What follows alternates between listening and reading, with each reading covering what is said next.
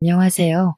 저는 공대를 졸업하고 지금은 둘째를 임신해서 태교에 집중하고 있는 40대 여자입니다. 제가 들려드릴 이야기는 저에게 불과 몇 년 안 되어 일어난 일들이며 사건의 일부는 현재 진행 중입니다. 그래서 더욱 사연을 올리기가 두렵기도 하고 주변에서 알아볼까봐 자세하게 쓰기 어려운 점 이해 부탁드려요. 하지만 그냥 조용히 넘어가기엔 제 속이 문드러질 것 같고 혹여라도 이 사연을 보시고 마음에 짐이 있으신 분들은 시원하게 해결하시라고 용기 내봅니다. 지금부터 제 기가 막힌 이야기를 시작해 보겠습니다. 처음에 말씀드렸다시피 저는 공대를 졸업했습니다. 공대 특성상 남자 비율이 훨씬 높아서 저는 대학 다닐 때 참 인기가 많았었어요. 솔직히 어디 가서 빼어나게 예쁜 얼굴은 아니지만 못났다는 소리는 단 한 번도 들어본 적 없었습니다. 대학 생활을 하면서 살면서 이렇게 많은 고백을 받아볼 일이 있을까 싶을 정도로 대시를 많이 받았습니다. 하지만 그 당시에 저는 연애에는 딱히 관심이 없었고 통금까지 있었을 정도로 아버지께서 엄하셨기 때문에 엄두도 내지 않았죠. 보통은 제가 한두 번 거절하면 다들 물러서곤 했는데 딱 한 선배만큼은 제가 귀찮을 정도로 저한테 들어붙었습니다. 그 선배 이름은 김주은이었어요. 솔직히 성격이 별로 좋아 보이진 않아서 친하게 지내거나 그런 일은 없었던 선배였습니다. 생긴 건 그래도 잘생긴 편에 속하긴 하는데 은근히 느껴지는 약간 날라리의 기운이 있었다고 하시면 이해하기 쉬우실까요? 굳이 성격 이야기를 한 건 툭하면 후배들 불러다가 인사 안 한다고 기합 같은 걸 주기도 하고 억지로 동기들에게 술을 먹이기도 하고 그랬어요. 그래서 참 사람이 덜 됐구나 하고 생각했었는데 싸움도 꽤 잘하는지 다른 선배들도 주은 선배한테는 함부로 못하더라고요. 저는 성인이 되어서까지 힘자랑을 하는 그 사람이 그렇게 좋아 보이지 않았습니다. 당연히 고백도 거절했고요. 하지만 그럴수록 저한테 더 다가오려고 하더라고요. 공강인데도 굳이 저를 보려고 학교에 찾아와서 학식을 같이 먹자고 한다거나 아니면 저는 카페인을 마시면 밤에 잠을 못 자서 코코아도 입에 안 대는 사람인데 아메리카노를 불쑥 내민다거나 정말 제가 기함을 토했던 것은 제가 집에 갈 때 몰래 쫓아와서 저희 집 앞에서 서성이고 있는 걸 저희 아버지께서 보시고는 강도인 줄 알고 경찰에 신고를 했던 사건 때문이었어요. 경찰서에 가서 저한테 강도 아니라고 학교 선배라고 설명해달라고 빌고 저희 아버지는 학교 선배가 왜 집 앞에서 서성이냐고 스토커 아니냐고 소리 지르고 한동안 과에 소문이라도 날까 쪽팔렸는지 수업도 안 나오더라고요. 저는 결국 주은 선배에게 딱 잘라서 너무나도 불편하다고 이야기했고 저의 정색이 조금 멋쩍었는지 주은 선배도 제게 사과했고요. 제가 싫다고 몇 번이나 말했는데 선배가 자꾸 이런 식으로 행동하니까 소문도 이상하게 나고 따돌림도 당하고 왜 제 입장은 하나도 생각 안 해요? 선배가 그런 식으로 행동하니까 제가 더 선배를 싫어하는 거예요. 제가 죽었다 깨어나도 선배 같은 사람이랑은 사귈 생각 없고요. 선배랑 저랑은 아예 결이 다른 사람이라고요. 제 말에 충격이었는지 주은 선배는 기분 나쁘다는 표정을 지었고 뭐라고 더 말하려는데 저는 휙 돌아서 그 자리를 피했습니다. 그 뒤로 정말 마주칠 일 없게 수업을 잘 들었고 1학년을 마치고 종강 파티를 하게 되었어요. 솔직히 그 자리에 별로 가고 싶진 않았지만 선배들도 모두 빠지지 말고 참석하라고 몇 번이나 주의를 줬기에 어쩔 수 없이 갔습니다. 저는 평소에 술을 잘 먹지 않는 사람이에요. 아버지가 무섭기도 하고 술에 취해서 흐트러지는 모습을 남에게 보여주는 것도 매우 싫어하고요. 그래서 깔짝깔짝 마시는 척만 하고 있었는데 선배들이 집요하게 저를 물고 늘어지더라고요. 자리를 피하려고 잠시 화장실에 갔다 오니 잔이 가득 채워져 있었어요. 그러더니 주은 선배와 그 옆에 있던 무리들이 저한테 원샷을 하라고 강요하더라고요. 평소 같으면 주은 선배가 제 편을 들어줬던지라 마시지 않아도 되었지만 선배까지 합세해서 마시라고 다들 저만 바라보고 있으니 안 마실 수가 없었어요. 결국 벌컥벌컥 원샷을 했고 제가 그렇게 주량이 약한 사람도 아니고 평범하게 소주 반병까지는 마실 수 있는데도 맥주 한 잔에 넉다운이 되어버렸습니다. 기억이 하나도 없어요. 정말 드문드문 나는 기억도 하나 없이 그대로 필름이 끊겼고 눈을 떠보니 처음 보는 이상한 무늬의 천장이 보였습니다. 속이 울렁울렁하고 토할 것 같아서 화장실에 가려고 이불을 걷었는데 적나라한 제 몸이 그대로 보였습니다. 거기다가 이불 너머로 보이는 남자의 팔에 저를 소리를 꽥 지르고 말았죠. 주은 선배였어요. 제가 꽥 지른 소리에 잠이 깼는지 저한테 벌레라도 봤냐고 하더라고요. 선배, 이게 어떻게 된 거예요? 왜 선배랑 제가 어딘지 모르는 방 안에 있어요? 여기 어디예요? 어디긴 어디야, 모텔이지. 어제 술 먹고 집에 못 가겠다고 나한테 여기 들어와서 쉬자며. 제가 그랬다고요? 기억이 하나도 안 나요. 선배가 절 어떻게 한 거 아니에요? 나를 왜 그런 이상한 범죄자로 몰아? 너 이러려고 나보고 모텔 가자고 한 거야? 와, 너 무섭네. 이런 식으로 한 건 했다 이거야 지금? 그게 다 무슨 소리예요? 네가 지금 나한테 덤터기 씌우잖아. 나는 네가 오자고 끌고 와서 온 거야. 마치 제가 선배를 끌고 왔다는 듯이 말하면서 기억이 안 난다는 저에게 발뺌하는 거냐고. 이런 식으로 합의금이라도 받으려고 하냐면서 소리를 고래고래 지르더라고요. 저는 정말 억울해 미칠 것 같았습니다. 어제 내가 고백했더니 좋다며, 사귀자며. 술 취해서 그런 거니? 술 깼더니 다 모르고 싶어서 지금 날 범죄자 취급하는 거야? 합의해야 한 거야. 저는 휴대폰을 챙겨서 제대로 씻지도 않고 바로 모텔을 뛰쳐나왔어요. 경찰서 앞에서 서성이다가 용기를 내서 들어갔고요. 경찰관에게 아무래도 밤새 안 좋은 일을 당한 것 같으니 검사를 받고 싶다고 했고 산부인과에 가서 진단서를 끊어오라고 하더라고요. 밤새 집에도 들어오지 않고 연락도 되지 않는 딸을 찾는 아버지께서 계속해서 전화를 걸어왔지만 그게 문제가 아니었기 때문에 병원으로 갔습니다. 하지만 아주 청천벽력 같은 소리를 들었어요. 제가 반항을 한 흔적이 어디에도 남아있지 않다는 거예요. 동행한 여성 경찰관님께서 증거 없이 기억도 없이 신고를 하게 되면 무고죄가 성립될 수 있으니 다시 한번 생각해 보라고 했습니다. 저는 망연자실한 상태로 집으로 돌아왔고 아주 호되게 혼이 났습니다. 그렇게 다음 학기를 기다리며 겨울방학을 보내고 있는데 정말 하늘도 무심하시지 생리가 끊긴 거예요. 저는 벌벌 떨면서 임신 테스트기를 했고 정확하게 두 줄이 뜨는 걸 보고 기절할 뻔했습니다. 저는 가족들에게 알리지 않고 주은 선배에게 먼저 연락을 했어요. 선배, 저 좀 만나요. 그래, 우리 만나서 오해를 좀 풀자. 저는 주은 선배를 동네 카페에서 기다렸고 30분이 지나서야 헐레벌떡 선배가 도착했습니다. 저의 얼굴이 어두워졌는지 무슨 일 있느냐고 물어보더라고요. 선배, 저 임신했어요. 하지만 이제 겨우 20살이고 아직 학교도 1년밖에 다니지 못했어요.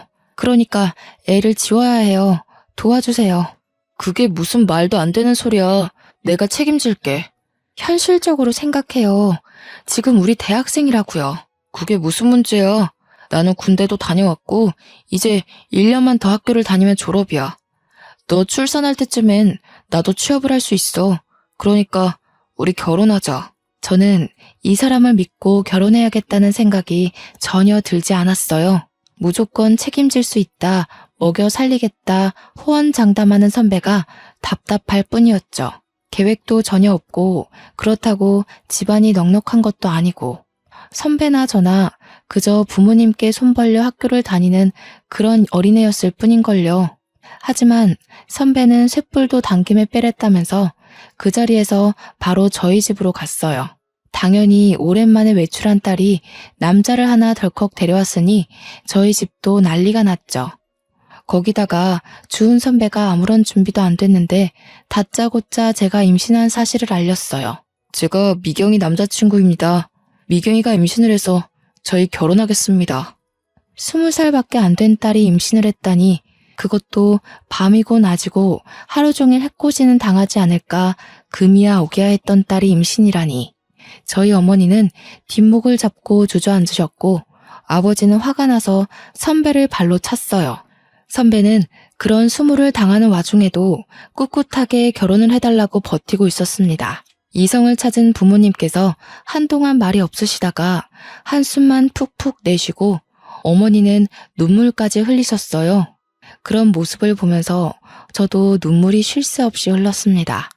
하지만 이미 임신은 했고 남자는 결혼하겠다고 하는 마당에 저희 부모님께서 뭘 더 어쩔 수 있었겠어요. 저에게 후회하지 않겠느냐 물었고 저는 아무런 대답도 못했습니다. 솔직히 후회할 것 같았어요. 하지만 잉태한 새 생명을 지우자니 그것도 못하겠더라고요.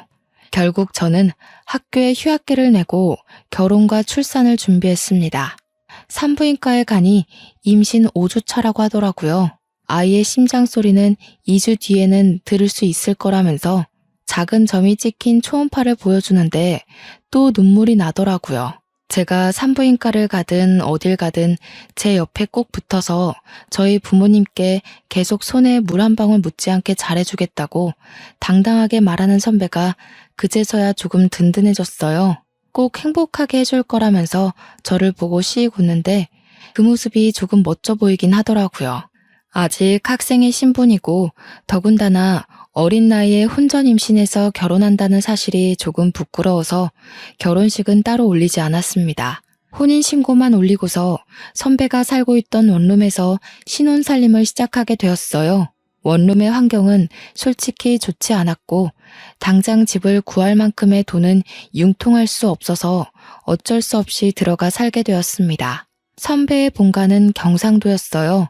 그래서 학교 생활을 위해 서울에서 자취를 하고 있었던 거였죠.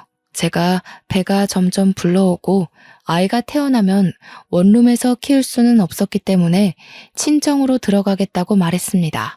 여기 방음도 안 되고 시설도 별로여서 아이를 키우기 힘들 것 같아요. 그러니까 친정집에 들어가서 출산 준비를 하면 좋을 것 같아요. 그게 무슨 소리야? 너 내가 3대 독자인 건 알고 있지? 친정 들어가서 출산 준비한다고 하면 우리 엄마 뒤로 넘어간다. 그러지 말고 나는 여기서 졸업할 때까지만 공부 마치고 돌아갈 테니까 너는 우리 본가에 가 있어. 친정이 코앞인데 굳이 경상도에 있는 시댁에 들어가라고요? 너는 이제 출가 외인이잖아. 거기다가 3대 독자의 씨를 품었는데 당연한 거 아니야? 그리고 나 학교 졸업하면 어차피 우리 고향 쪽으로 취직하려고 했어.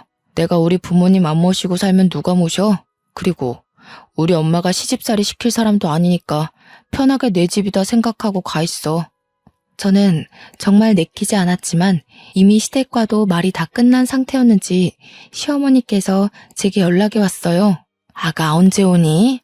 미리 집도 다 정리해 두었단다. 짐부터 먼저 내려보내든가 어른들 너무 오래 기다리게 하는 거 아니다. 저는 그 말에 어쩔 수 없이 친정에 좋은 말로 포장해서 경상도에 홀로 내려가게 되었습니다. 만삭의 몸을 하고 내려가니 처음에는 너무나도 잘해주셨어요. 여기가 천국이다 싶을 정도로 먹고 싶은 거 다 해주시고 어머님이 식당을 운영하셔서 그런지 정말 손맛이 좋았습니다. 저는 오길 잘했다 할 정도로 편안하게 지내다가 무사히 출산을 했고 조리원까지 잘 갔다가 왔습니다. 저희 부모님께서도 그 사이에 2번 다녀가셨고요. 떡두꺼비 같은 아들을 낳아오자 시댁에서는 경사가 따로 없다면서 잔치까지 열어주셨어요. 출산하느라 고생했다면서 값비싼 가방도 하나 사주셨고요. 저는 처음이 조금 어긋나긴 했지만 결과적으로는 아주 좋은 집안에 시집왔다고 생각했습니다. 하지만 그것도 아주 잠깐이었죠. 제 몸조리가 끝나갈 때쯤 시어머니께서 틈만 나면 저를 식당으로 불려다가 일을 시키셨어요. 처음에는 갑자기 직원이 일을 관둬서 도와달라, 손님이 많아서 손이 모자르다, 알바가 휴가 갔다 이런 이유였지만 나중에는 이유 없이 불러 일을 시키셨죠. 처음에는 1~2시간만 아이를 업고 일을 하면 됐는데 나중에는 대여섯 시간씩 저를 부려먹더라고요. 남편은 제게 3개월만 있으면 내려간다고 했지만 저는 그 시간이 너무나도 지옥 같았어요. 하루는 삭신이 쑤셔서 도저히 못하겠다고 하니 시어머니께서 제게 욕을 한 사발 붓는 거예요. 저는 깜짝 놀랐습니다. 살면서 그런 욕을 들어본 게 처음이었어요. 사투리를 팍팍 썩어가면서 얼마나 찰지게 욕을 하던지. 제가 진짜 너무 놀라서 아무 말도 못하고 멍하니 듣고만 있었다니까요. 아무짝에도 쓸모가 없는 년. 네가 아들이 아니라 딸을 낳았으면 아주 내쫓아버리는 건데. 어머님, 저한테 왜 그런 식으로 말씀하세요? 그동안 네가 우리 4대 독자를 임신하고 있었으니까 못 부려먹었지. 나 때는 애 낳고 다 밥 깔고 일하고 그랬어. 시대가 어느 시대인데 아직도 그런 소리를 하셔요. 어마마? 시대가 무슨 소용이야? 시애매가 일하려고 하면 냅다 엎드리고 일하는 거지. 애기 안고 도대체 찌개를 왜 못 날려? 서울 깍쟁이는 이래서 안 된다고 혀를 끌끌 차셨죠. 저는 성취하는 몸으로 다리가 퉁퉁 붓는 것을 느껴가면서 일을 했습니다. 조금만 버티라던 남편은 주말에 내려오지도 않았어요. 저는 학교 선배들과 동기들에게 잘 지냈느냐면서 안부 연락을 하면서 혹시 주은 선배는 학교 생활 잘하느냐고 물어봤죠. 학교 사람들은 제가 남편과 결혼해서 아이를 낳는다는 사실을 아예 모르고 있을 거라 생각했어요. 제가 아무에게도 말 안 했거든요. 주은 선배? 선배야 뭐 늘 잘 있지. 맨날 술 먹고 놀러 다니고. 진짜 저러고서 어떻게 졸업하나 싶다. 논문을 쓰느라 바빠서 못 내려오겠다던 남편은 맨날 술 먹고 놀고 있다고 하더라고요. 그때 느낀 배신감이란. 역시 사람은 화장실 들어갈 때랑 나올 때랑 다르다고 하더니 틀린 말 하나 없었어요. 근데 미경이 너도 참 걱정이 많겠다. 나? 갑자기 왜? 너 주은 선배 애 낳았다며. 학교에 소문 쫙 났어. 뭐 필요한 건 없어? 야, 아무리 그래도 나한테 말은 했어야지. 얌전한 고양이가 부뚜막에 먼저 올라간다더니 언제 임신까지 한 거야? 저는 머리통을 망치로 한 대 맞은 것 같은 기분이 들었습니다. 솔직히 아무도 몰랐으면 하는 바람이 컸거든요. 일단 20살에 임신을 했다는 것도 좀 그랬고요. 제가 그렇게 피했던 남편이랑 결국 결혼까지 했다는 것도 좀 부끄러웠고요.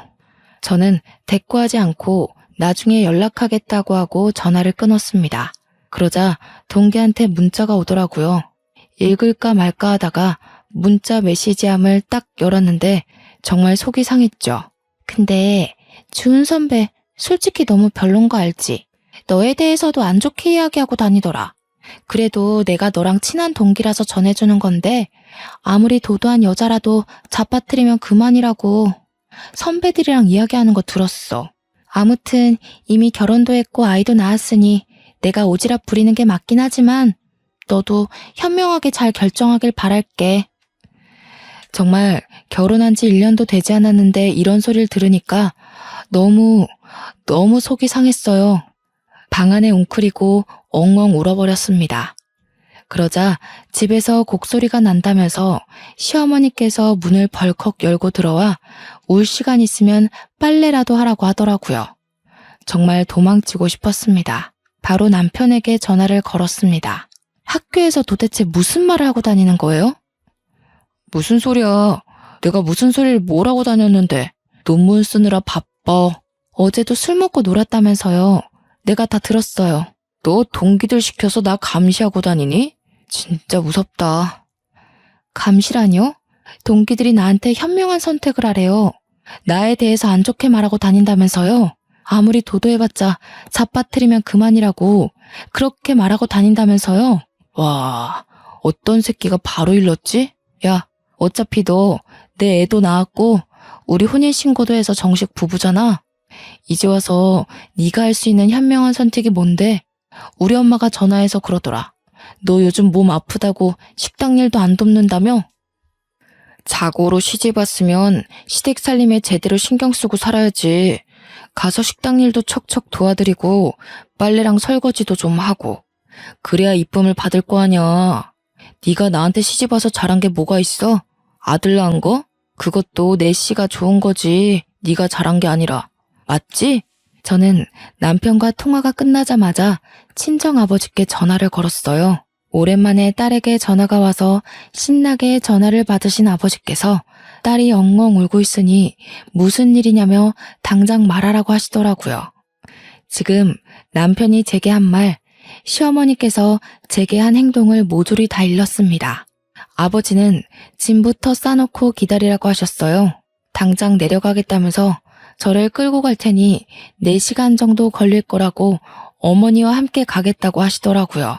저는 울면서 빨리 와달라고 했고 전화를 끊자마자 재빨리 짐을 챙겼습니다. 아이가 먹을 분유와 우유병, 기저귀도 넉넉하게 챙기고 방 안에서 꼼짝 않고 아버지를 기다렸어요.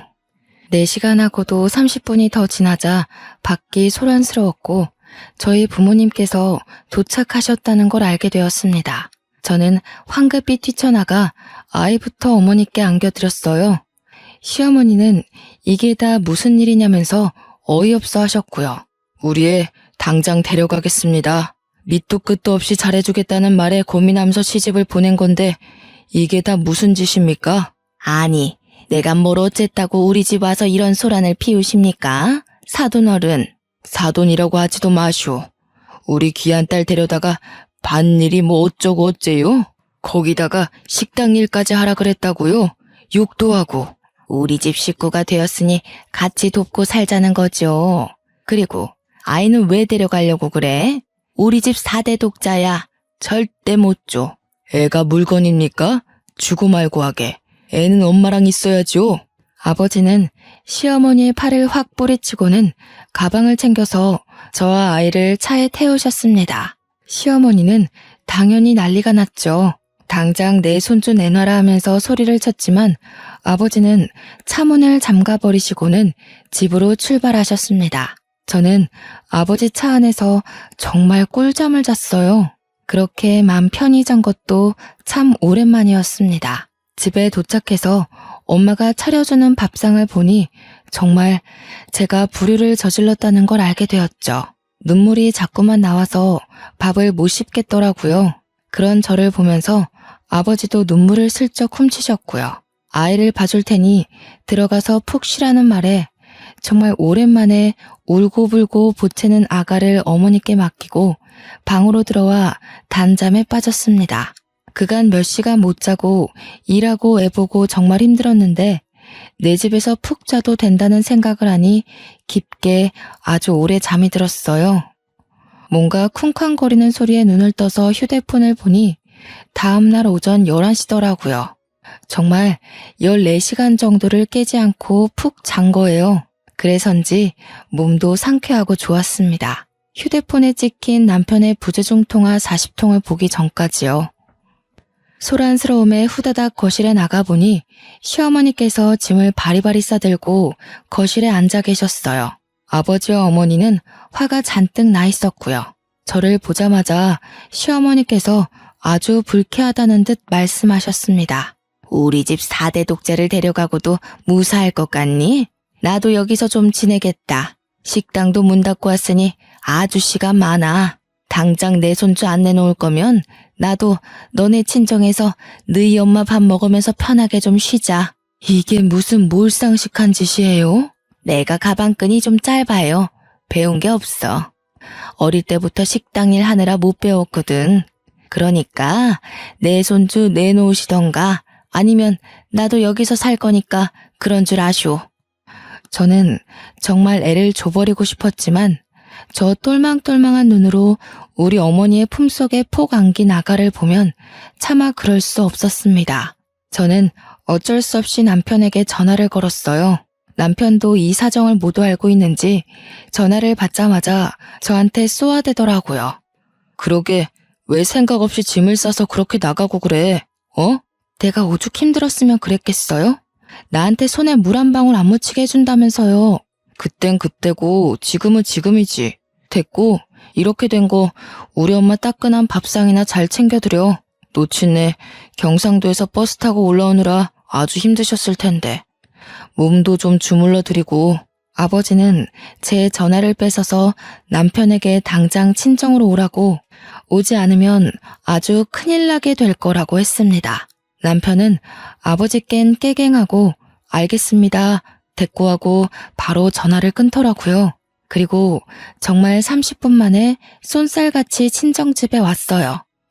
당장 사돈 어른 모셔다 드리고 와. 그리고 나서 이야기하자. 어머, 제가 왜요? 며느리 고집 제대로 꺾어야지 아니면 못 갑니다. 어디 우리 손이 귀한 집안에 시집 와서 아들을 낳아놓고 도망을 갑니까? 우리 손주는 절대 못 줍니다. 저 기집애가 고집 꺾을 때까지 내가 여기 단단히 버티고 있을 거예요. 누구 보고 기집애라고 하시는 거예요? 미경아, 그동안 이런 취급 받으면서 살았던 거니? 이런 취급은 아니었고요. 미경이가 계속 고집 부리니까 저희 어머니도 어쩔 수 없는 거죠. 다들 화내지 마시고 미경이도 친정에서 몸 좀 편하게 있고 저희 어머니도 여기서 손주 보면서 식당 일도 좀 쉬시고 하면 좋죠. 장모님께서 저희 엄마 몸보신 좀 해주세요. 맛있는 거 좀 대접해 주시고. 남편의 말에 화가 나신 아버지는 남편의 뺨을 치셨고 시어머니는 그 모습을 보고 제 머리채를 잡고 난리를 치셨습니다. 제 머리채가 잡히자 저희 어머니는 시어머니의 머리채를 잡았고요. 남편은 뜯어 말린답시고 낑겨서 낑낑거렸고요. 저희 아버지는 그대로 경찰을 불렀습니다. 경찰이 오고 온 가족이 만신창인 채로 조서를 썼고요. 저희 아버지는 당장 이혼하라고 엄포를 놓았습니다. 물론 저도 이혼하고 싶은 생각이 굳건했고 시어머니만큼은 죽어도 안 된다 하셨지만 아버지께서 안 되면 소송이라도 불사하겠다 하셨죠. 경찰서까지 온 마당에 뭐가 더 두렵겠습니까? 하지만 먼저 손을 올린 게 저희 아버지였기 때문에 시댁에서는 그걸 빌미로 아이의 양육권을 달라고 요구했습니다. 결국 합의 이혼으로 끝나지 않아서 소송을 걸게 되었고요. 아버지의 사건과는 별개로 이혼 소송이 진행되었고 당연히 친권, 양육권 모두 아이가 어려 저에게 오게 되었습니다.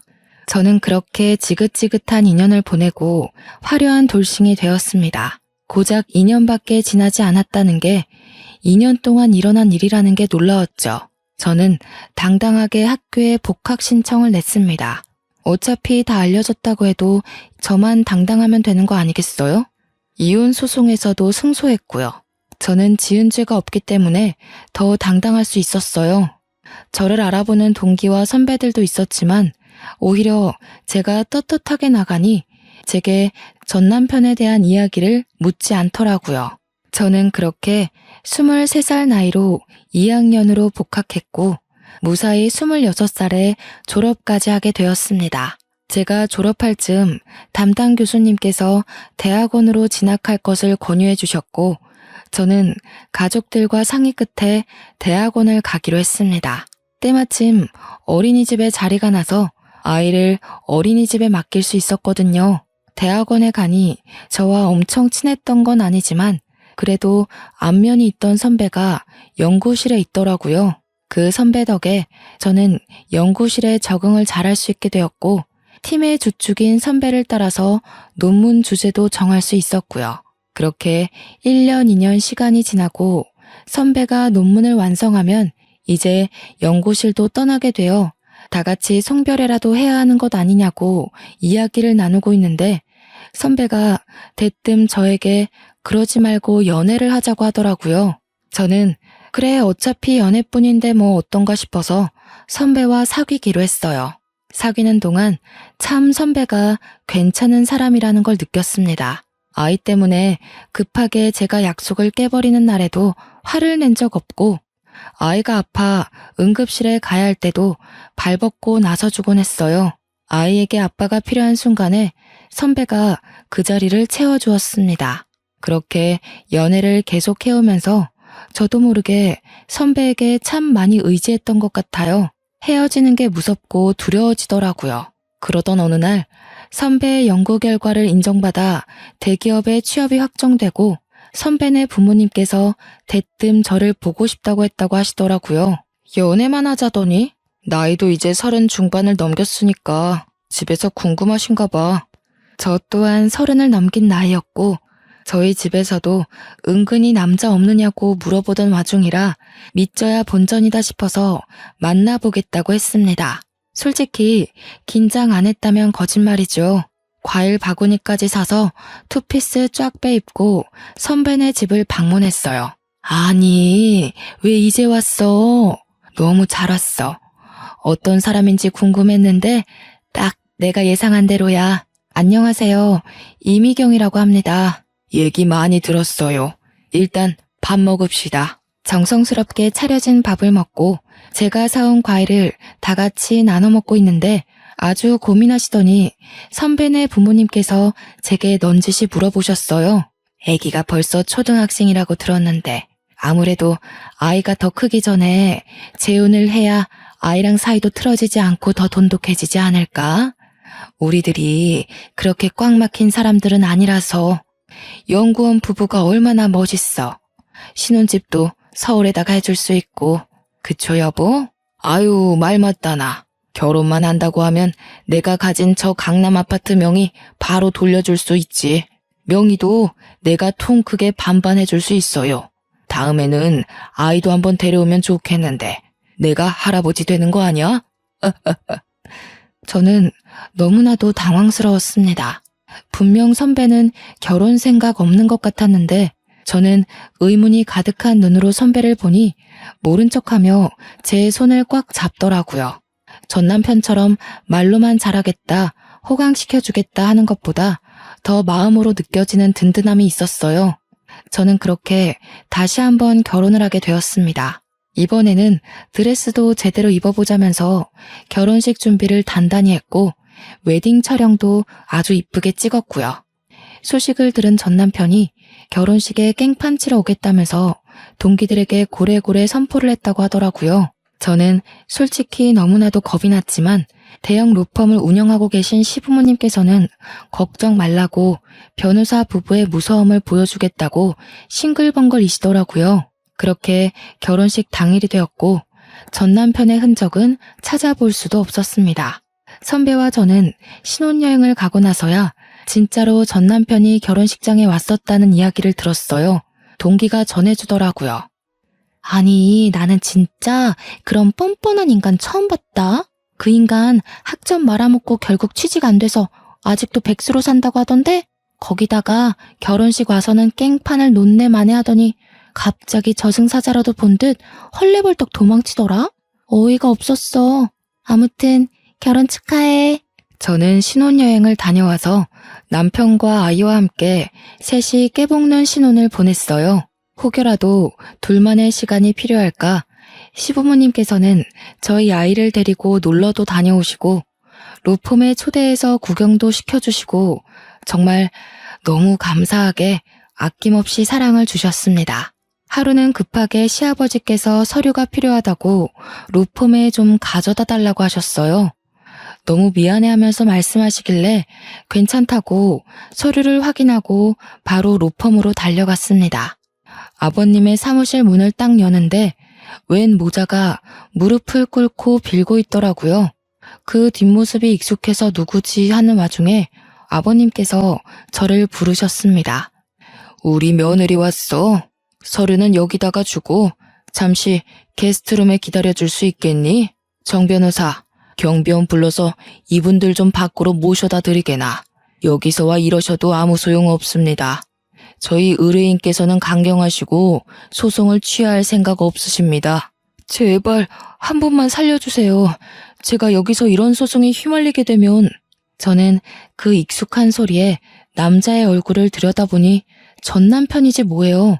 옆에 무릎을 같이 꿇고 있었던 건 전 시어머니였습니다. 아니, 네가 여기 어떻게... 예, 잘됐다. 우리 아들 좀 살려주라. 네가 여기 변호사님이랑 잘 아는 사이니? 응? 저희 며느리입니다만. 어떻게 아는 사이니? 예전에 말씀드렸던 제 전남편이에요. 결국은 무슨 죄를 지었는지는 몰라도 여기서 이렇게 만나게 되네. 다 오해란다. 우리 아들 착한 앤 거 너도 잘 알잖니. 억울하게 누명을 써서 뭐 술잔에 수면제를 타서 나쁜 짓 하고 그러래 아닌 거 너도 잘 알지? 어떤 몹쓸 꽃뱀이 우리 아들 가지고 한탕 하려고 그런 누명을 씌워서 고소를 했지 뭐냐. 술에 수면제를 탔다고요? 그래. 수면제를 타서 잠이 들게 해가지고 기억이 없다면서 우리 아들을 글쎄 입에도 담기도 힘든 그런 일로 고소를 했어. 저는 그제서야 제가 당했던 지난 일들이 떠올랐어요. 종강 파티를 갔다가 맥주 한 잔에 기억을 잃고 모텔에서 눈을 떴던 일. 그로 인해 임신해서 지옥 같은 시집살이를 당했던 일 모조리 말이에요. 김준, 너 나한테도 그렇게 한 거야? 전 남편은 아무런 말도 않고 고개를 숙이고 있었고 저는 눈물이 팍 터져나왔죠. 벌벌 떠는 저 모습이 진실이라는 걸 대신 말해주는 게 아니겠어요? 시아버지께서는 이 이야기를 듣고 대충 눈치를 채셨는지 아주 화가 잔뜩 나셨습니다. 이런 몹쓸, 증거도 지금 확실한 거 아시죠? 술집 가게 CCTV에 수면제를 탄 장면이 찍혀있단 말입니다. 다 오해라니까요. 오해가 아니라고요. 나한테도 그랬단 말이에요. 나는 저 사람 말만 믿고 내가 술에 취해 기억을 못하는 거라고 나 스스로를 자책했어요.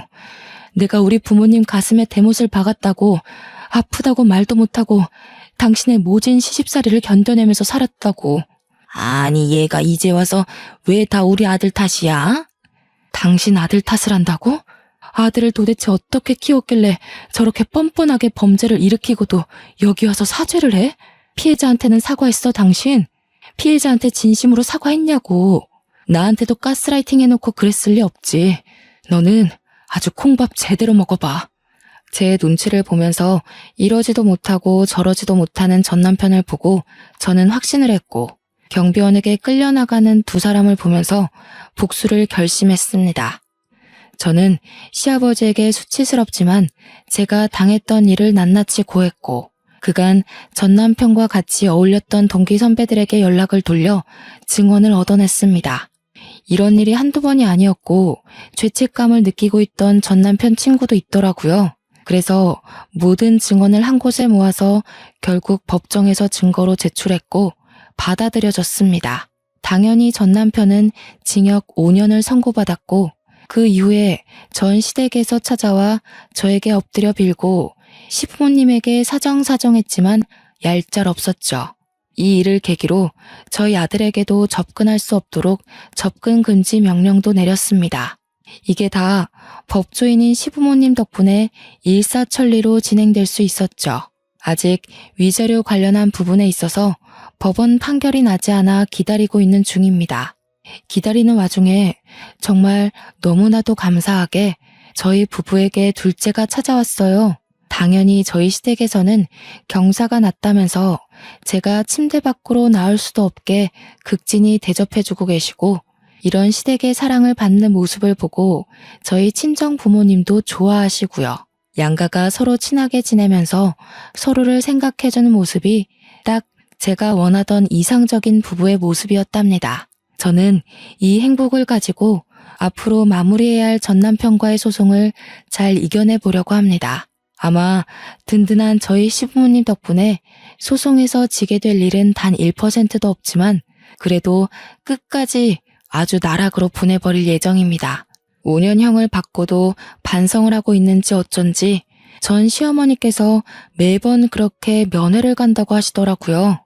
둘이 아주 부둥켜 안지만 않았지 울고불고 한다고 하던데 남의 눈에서 눈물을 그렇게 뽑아댔으니 지들 눈에서는 피눈물 흘려야죠. 저도 마음 아주 단단히 먹고 이겨낼 겁니다. 도와주는 가족들이 옆에 있으니까요. 지금까지 제 이야기를 들어주셔서 너무나도 감사합니다.